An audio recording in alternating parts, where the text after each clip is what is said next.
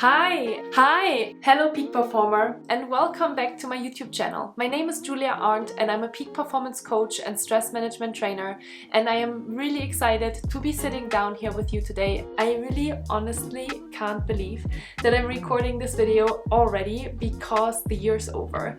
It flew by like crazy. I am super excited to dive with you today into the real truth of procrastination. The 5 most common mental habits that are holding you back, the book review of the book Lighter. How can you find what you're really passionate about? What can you do? How can you prepare if you're going into a recession? How can I optimize my own life and how can I optimize my schedule in order not to be totally burnt out as I'm leaving on vacation? So I would say,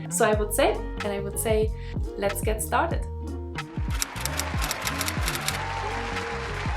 Hi, and welcome to my monthly planning series, Plan With Me, this time for the month of January, February, March, April, May, June, July, August, September, for the month of October. This is officially 1 year since I started recording this particular series for you, and it's a huge milestone. I find this super helpful and super powerful because it helps me to reflect on all of the different things that happened over the course of the last month, be intentional with my goal, and make sure that I'm still going in the right direction of all of the goals that I'm setting myself. And welcome to my monthly book review and to the accountability club to keep myself accountable and committed to read a book every single month in the year of 2022. And the first book that I read in 2022 is the book Atomic Habits by James Clear. I am super excited to share with you today a really special book that I really loved and that I hope that you will enjoy as well. The book The Surrender Experiment by Michael A. Singer, called The Untethered Soul. So The Untethered Soul is more about how to stop the voice inside your head, and The Surrender Experiment is more about Michael A. Singer's life. So I talk about it all the time. Habits have helped me sustain my performance over time. So in today's video, I want to share a couple of these practices with you in order to inspire you to create a morning routine for yourself, because I think this is honestly one of the most important things that you can do in order to sustain your performance, feel centered, feel happy, and feel really good about what you need to get done during the workday, while also feeling really healthy and happy. Where there is a will, there is a way. And if you find it really important to stick to your routines, you will most certainly find a way. I'm also really happy about the development of my business. Feel really happy about how my business evolved because I really focused on things that were in my control. I hired a couple of people. I really focused on business development. I focused on building really powerful sales pages and landing pages for all of the different things that I have created over the few last years.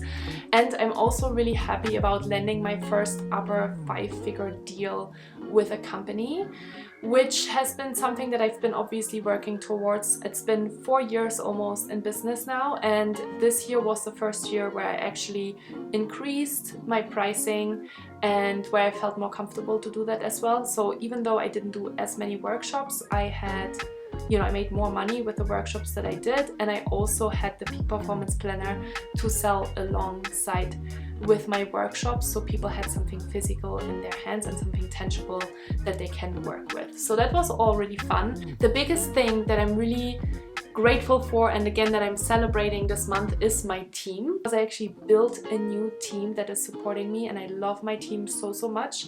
I did that in August, September, as I was starting to feel that a lot of things are shifting and changing in my own world, in my business world.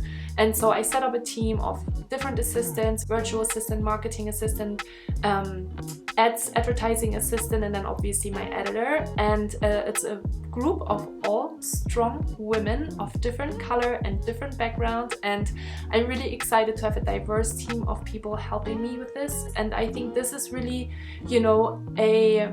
sign for itself that when you are really clear on the goals that you have and when you are doing regular check-ins with yourself, I think this is the most important thing, to hold yourself accountable to the things that you are setting out to do, then you can actually accomplish them. You need to have goals, you need to have a plan, and you need to stay accountable and committed and check in with yourself if you're actually moving towards that way.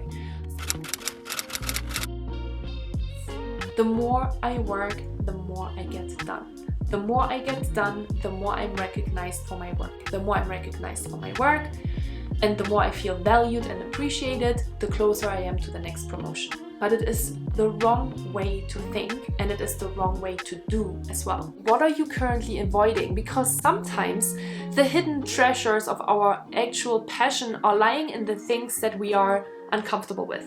The power of making a conscious decision and moving from this fixed mindset of I can't do this, I can't change anymore, this is just the way I am, to this beautiful growth mindset that actually says I can actually do this. And if I fail, I can try again. And if I fail another time, I try again and again and again.